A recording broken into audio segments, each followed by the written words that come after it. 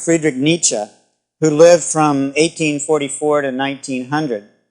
And Nietzsche's death in 1900 can be taken, I think, as a symbolic ending point for 19th century European intellectual history. But Nietzsche's significance as a transitional figure goes well beyond the date of his death. In fact, Nietzsche stopped writing in 1889, but for the purposes of this course, it's convenient that he died in 1900 because this is the moment of transition toward the 20th century. And in fact, Nietzsche's work marks a transition from the 19th century into a whole series of intellectual concerns that dominated many of the 20th century cultural debates. For example, Nietzsche was highly concerned with the importance of language, or the question of language, with the nature of power, with the relativism of truth, with the meaning of ethics, and also with a critique of democracy. And all of these are issues that became major themes in 20th century intellectual life, but Nietzsche had already begun discussing them in the late 19th century. So in these respects, Nietzsche represents an especially influential example of the late 19th century critique of the Enlightenment, which would be continued into the 20th century. I began these lectures by suggesting that modern European intellectual history can be described as a recurring debate about the cultural meaning and legacy of the Enlightenment. It might even be described as an ongoing dialogue with the thinkers of the 18th century. The 19th century thinkers were always in a conversation with the previous century. And Nietzsche was an eager participant in this debate. He was very interested in the legacy of the 18th century and in the legacy of the French Revolution. Even though he himself was German, he saw the French Revolution as one of those turning points in European history. Now, on the one hand, Nietzsche accepted a number of Enlightenment assumptions about various aspects of culture and society. For example, Nietzsche very much believed, like many philosophers, that there were profound flaws in traditional religious beliefs. So he shared much of the Enlightenment skepticism about religion. But he also shared in the 18th century confidence in the great potential and power of human creativity. He shared that belief that human beings could create, that human beings had an almost unlimited potential. So in those respects, we could see Nietzsche as an heir of the Enlightenment tradition. But on the other hand, Nietzsche rejected the philosoph's faith in reason. He was very skeptical about reason as a source of truth. And he also denied the very existence of universal truths. He put much more emphasis on the cultural specificity of truths. And in that respect, he broke with the Enlightenment. And he also described the will to power rather than the use of reason as the key human trait. And so in all of these respects, he was very critical of the legacy of 18th century thought. And Nietzsche's critique of reason and his epistemological assumptions about truth, truth as something created by language and culture, Nietzsche's ideas in this respect would be very much embraced by many 20th century philosophers who were looking for alternatives to Enlightenment conceptions of reason and truth. We could say that Nietzsche became the great leader of a new movement critiquing the Enlightenment. At the same time, his fascination with the will to power, what he called the will to power, his fascination with this will to power and his critique of democracy would become important to various political movements in the 20th century. In fact, his praise for what he called the noble few, the elite, would be embraced and distorted by many 20th century political movements, including, above all, fascism, or in his own native German society, Nazism. And historians have often debated, what is the relation between Nietzsche and the Nazis? I think most scholars believe the Nazis profoundly distorted Nietzsche, but there are clearly elements of his thought, of some of his Darwinian themes, or his emphasis on the will to power, that can be twisted more or less readily into certain themes of the Nazi movement. So this is a continuing debate about Nietzsche. What is his relation to the 20th century political movements that developed later? But in this concluding lecture, I don't really want to talk about Nietzsche and the Nazis or these political debates. I want to summarize some key themes of Nietzsche's life and thought, and then I want to suggest how his critique of 19th century European culture brings us back to questions about the Enlightenment, the point at which we began this course. And I think Nietzsche is an excellent way in which to do this. He offers us a way into this dialogue because Nietzsche himself was in this dialogue with 18th century philosophers and more generally with the entire Western philosophical tradition. So Nietzsche is a part of this dialogue that I've been describing. At the same time that he's engaged in a dialogue with the 18th century, Nietzsche marks the starting point for the intellectual history of the 20th century. And that's why, in many ways, he's an appropriate figure for the ending point of this course. So what did Nietzsche promote? What kinds of ideas? That's the question I want to take up now. Nietzsche shared much of Kierkegaard's view of modern human societies and religion, but he pushed his analysis of modernity in a very different direction. Although Nietzsche agreed with critics who condemned the emptiness and mediocrity of modern European culture, he decided that the individual must make some kind of heroic leap toward the self rather than toward God or toward high culture. He didn't follow Kierkegaard in the belief in God. He didn't follow people like Arnold in thinking that high culture was the solution for the emptiness or the mediocrity of modern mass society. In fact, Nietzsche said that God was dead. And he also said that an excessive respect for high cultural traditions destroyed creativity and life itself. That people who were obsessed with tradition or with the great works of the past lost the creative will within themselves. And so he was skeptical about religion and also about high culture. And writing in a post-Darwinian period, Nietzsche stressed that human beings were biological creatures, not part of any kind of divine order, but part of they were rooted in their bodies.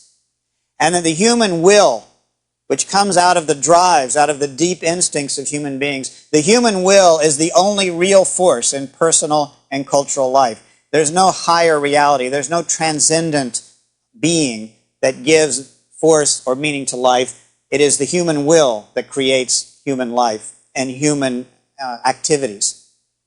So as Nietzsche described it, only human drives and only human will could overcome the hollowness or the emptiness of modern life.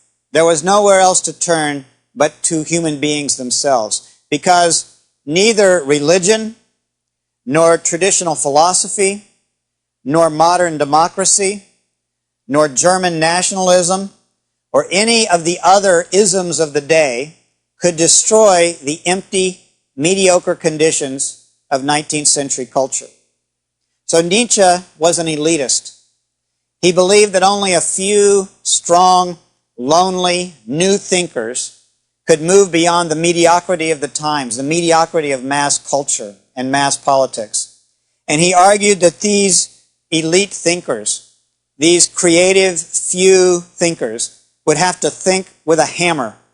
That was the metaphor he liked to use, thinking with a hammer, in order to smash the reigning pieties of the day.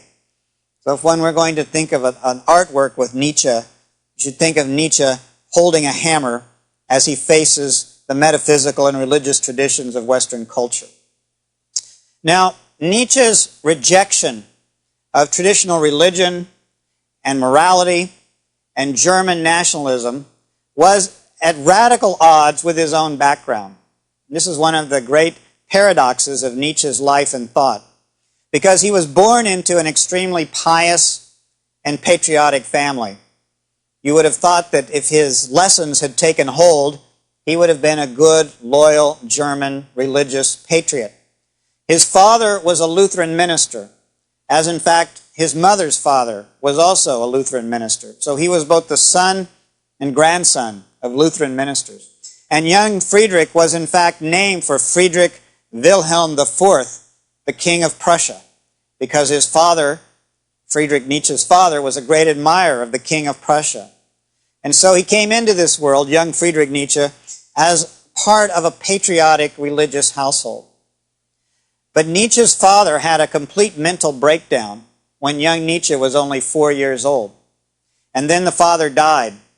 So young Nietzsche did not have a father as he was growing up. He was actually raised by his mother, by his grandmother, by 2 aunts, and also he had a younger sister. So he grew up in a household of women.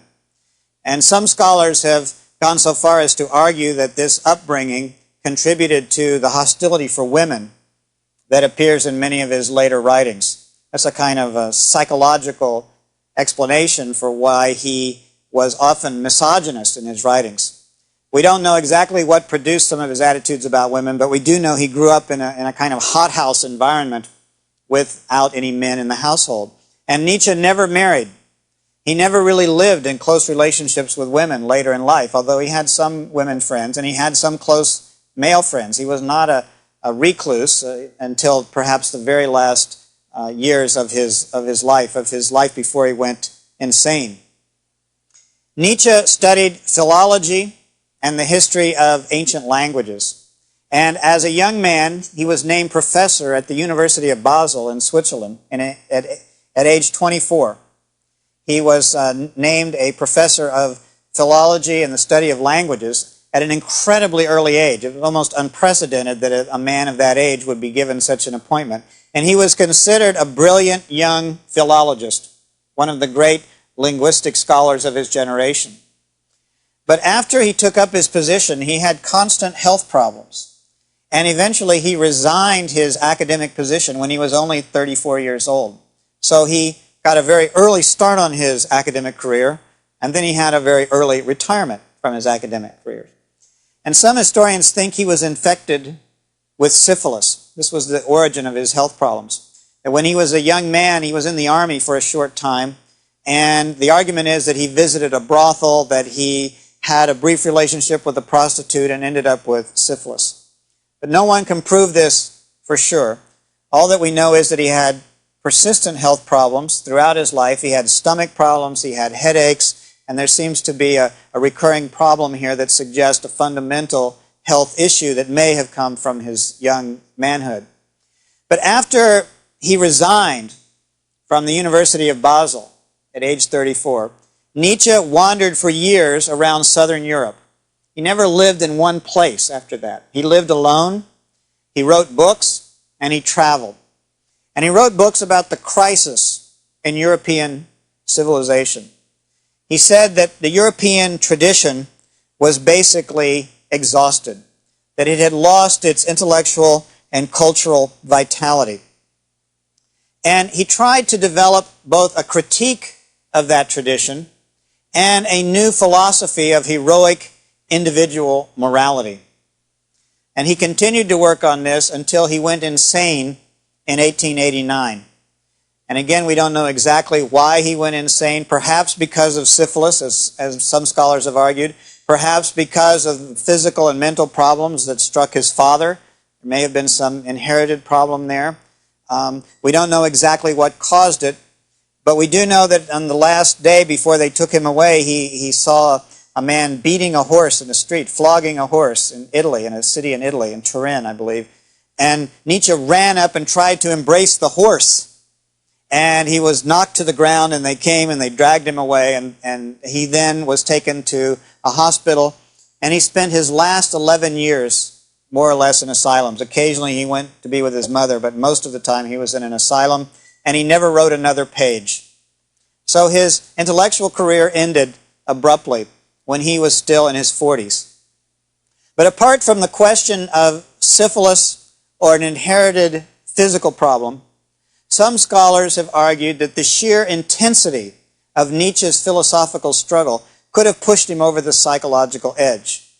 I want to talk now about the struggle, the intellectual struggle that he went through in his intellectual and philosophical projects.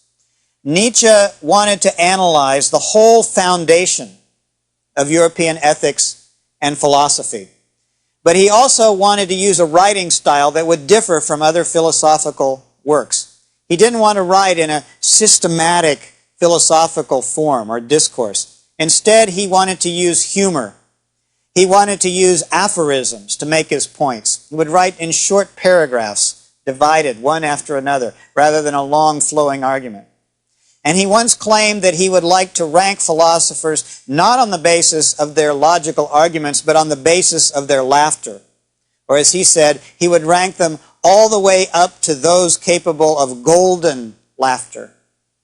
He admired the role of humor, and he saw laughter as part of the human condition, that people needed to know how to laugh. And I think this is an interesting idea if you think of ranking philosophers not according to the rigor of their rational arguments, but according to the way in which they either laugh or can elicit laughter. And that was what Nietzsche tried to do, was to write with a kind of edge that brought humor into his philosophy, or a kind of irony into his philosophy, as well as a metaphysical critique. Well, Nietzsche argued that modern European culture was filled with the masses, dominated by the masses, who followed what he called a herd culture, in which they were more concerned with material comforts and with social conformity than with any kind of intellectual creativity. And he said that this culture suppressed all challenges to mediocrity. If someone rose up to challenge the mediocrity, they would be ridiculed, they would be pushed down, they would be ignored. And of course he thought this was one reason why he was ignored. His books didn't sell while he was still living. But in contrast to this culture of mediocrity, this culture of the herd, as he put it, Nietzsche described the cultural ideal of a few heroic, life-affirming individuals who could create their own values, who could create their own sense of truth and live by that, rather than by the conformity with the herd. Now, Nietzsche said that the ancient Greek ideal was the ideal that modern people should try to recover in some way. They couldn't simply be ancient Greeks, but they should be aware of the ancient Greek ideals. The ancient Greek ideal of independent, strong-willed persons. This is how he sort of romanticized ancient Greeks. But he said that this Greek ideal of the independent person had been destroyed by bourgeois materialism and by the post-revolutionary democratic culture of the 19th century. He saw the French Revolution as creating this emphasis on democratic equality, whereas for Nietzsche, the true way of understanding human beings is to understand that there are elites, there are people who push beyond the crowd, beyond the general population. And he argued that more generally, this democratic celebration of the common person, which was the new idea of 19th century democratic culture, this democratic celebration of the common person was a secular version of Christian concepts of charity and humility. Nietzsche argued that Christian values had impoverished life, that Christian values dehumanized individuals by denying their healthy will to power, their healthy instincts. And here again, you can hear a little echo of a certain kind of Darwinian thought, which argues that out of the person there are drives, there are deep instincts that have to be expressed. But for Nietzsche, these drives have been repressed by Christian culture. And so Nietzsche sought to understand this cultural process of repression by analyzing the two major sources of the Western tradition, Greek thought and Judeo-Christian thought.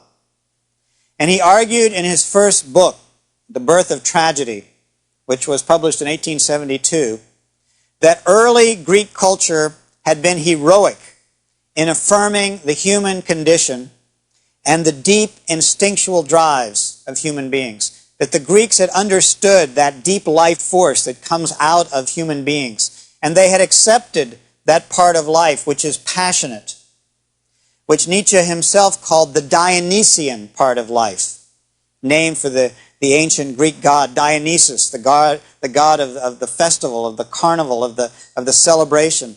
And for Nietzsche, this Dionysian philosophy was the genius of pre-Socratic thought.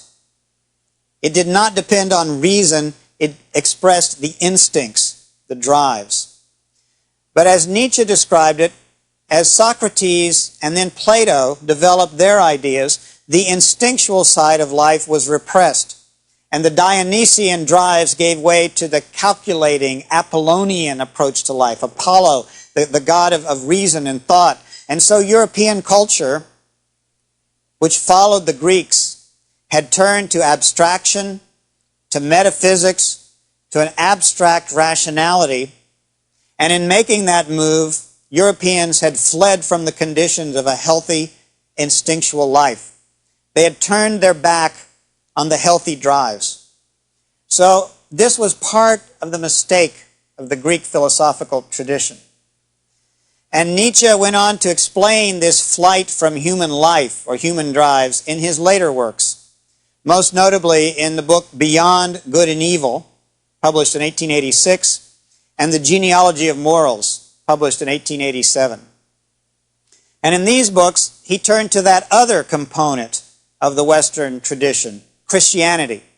And he claimed that the rejection of a healthy, instinctual life had culminated in Christianity, which fused Judaism with Plato and Platonic metaphysics. So you have the two great strands of the Western tradition, Greek philosophy, Platonic philosophy, and Judeo-Christian ethics coming together in what he called the Western tradition, or the Western philosophical or theological tradition.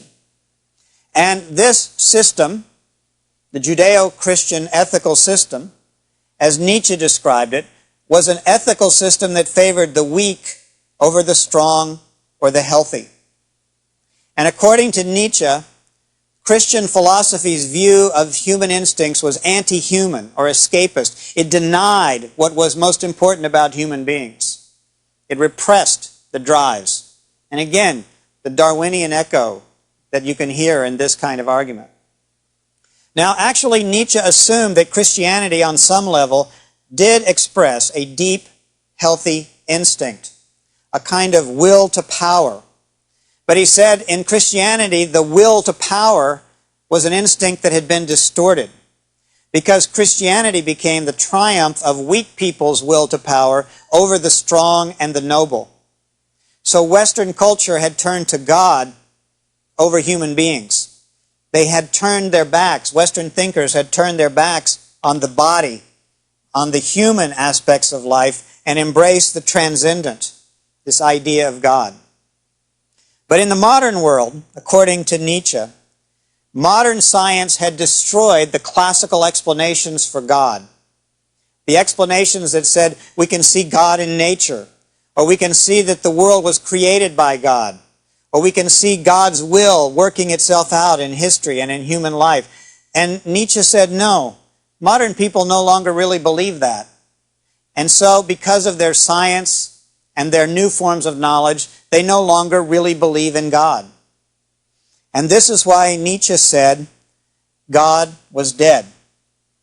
He said that, in fact, the belief in God was no longer truly part of cultural life in modern Europe. And yet most people refused to accept this idea. They denied that God was dead, either with their formal religion or with their moral cliches.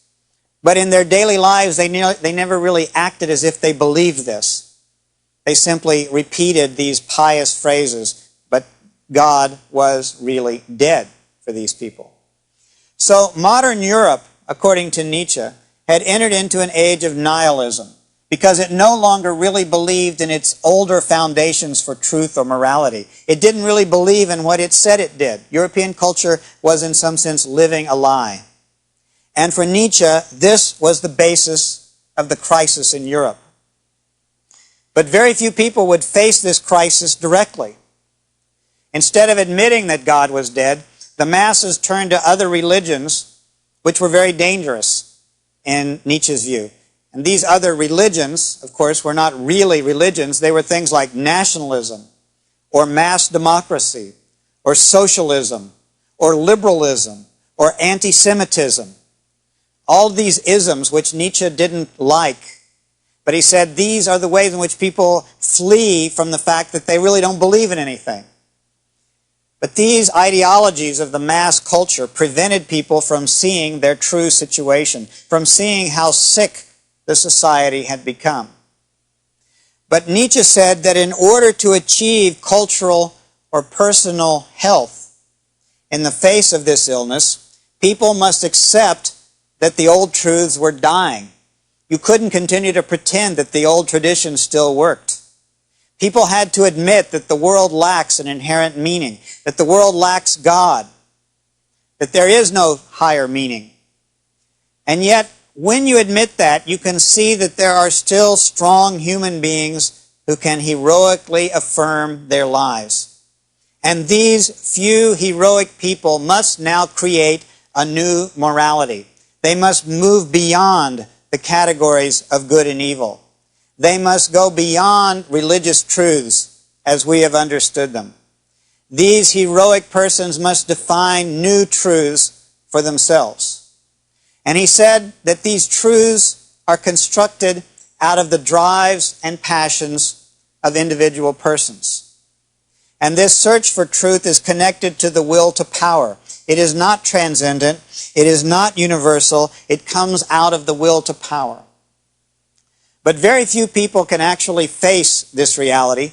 Very few people can take the heroic steps to create their own morality or their own truths. Only the elite, strong thinkers, whom Nietzsche called the overmen, or the happy few, can actually create their own morality. And these are the people who will ignore the values of the herd, as he put it.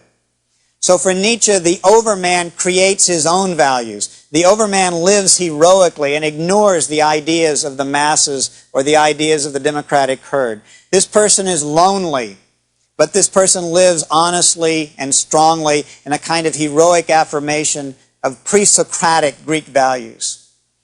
But the key point for all of these heroic persons is that they must move beyond the cliches and the assumptions of modern European culture. The cliches that blinded people to the reality of their world and the cliches that had descended from the French Revolution.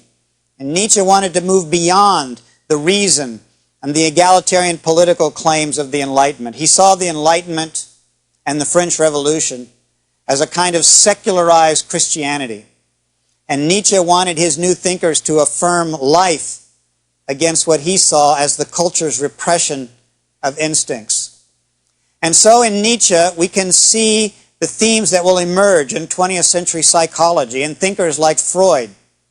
Or we can see the themes of later critiques of reason and classical philosophy. That's why we can see Nietzsche as a starting point for the 20th century. But at the same time, we can see in Nietzsche the end of a cycle in intellectual history, a cycle that began in the optimism and aspirations of the Enlightenment and the French Revolution. And Nietzsche argued that this tradition was deeply flawed. But the debate about that tradition would continue. The debate about the Enlightenment would continue because many others saw this tradition as Europe's most valuable political and cultural inheritance and as a starting point for a better future. And so the debates of 19th century intellectual life carried over into the 20th century because the main political, social, and cultural arguments were never really resolved at the end of the 19th century. And in fact, most of the influential ideas and intellectual debates that emerged in the 19th century are still part of our life today, the beginning of the 21st century. And so, as I've tried to suggest in this course, we have to continue an intellectual dialogue with the critical thinkers and writers of the 19th century because this dialogue is also a dialogue with parts of ourselves in the world in which we still live.